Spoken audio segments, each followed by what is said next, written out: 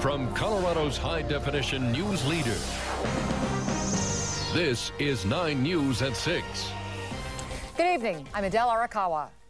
And I'm Ward Lucas. Thank you for joining us this evening. There are only 2 people on Colorado's death row right now. And if some state legislators get their way, the number will stay right at 2, right where it is now. And of course, as we speak, there is an emotional debate going on at the state capitol about a proposal that would abolish the death penalty. Some of the strongest support for it comes from family members of Colorado's 1,400-plus murder victims whose killers are walking free.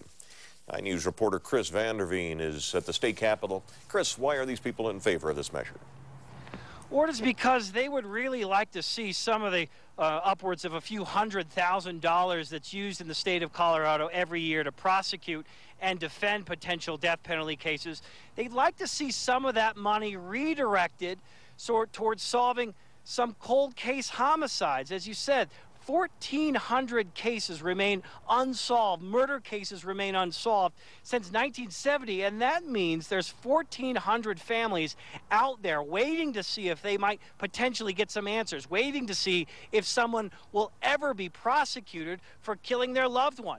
Some of them came to the state capitol today to urge the state house to get this issue to the floor. Many of them arrived with pictures of sons or daughters or parents. Gives you an idea just how difficult this issue can be. The state has only executed 1 person since 1976, and as we speak, there are only 2 people on death row here. And only 2 DA's offices have even shown a willingness in recent years to even seriously try for it. One of Diane Reichert's good friends was murdered way back in 1968. Connie Paris was only 18. To this day, prosecutors have yet to convict anyone for the Inglewood High student's murder. Reichert says, why not consider this as an option considering the nature of the state's death penalty?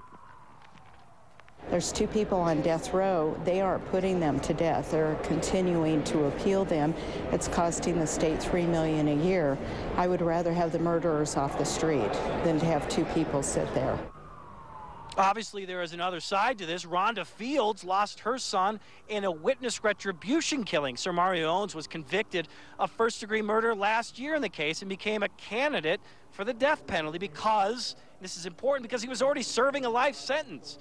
She says there has to be a death penalty option for prosecutors.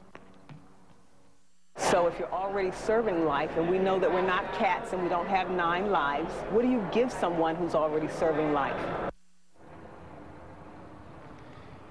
This is an issue that's obviously going to go well into the night. It's being heard in front of the House Judiciary Committee as we speak. It's been going on for a few hours. We fully expect it to go on for a few hours more. You may remember that this issue came in front of the state capitol 2 years ago, a very similar measure to abolish the death penalty and replace it with this measure to get some more money towards solving cold cases. It did not pass back then, and even supporters admit right now they know they have a bit of an uphill battle trying to get this passed to the Capitol, but it doesn't mean they're not going to try. Adele?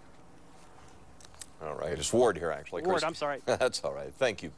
New Mexico, Maryland, Montana, and Nebraska are all considering similar measures as Colorado. It was a crime.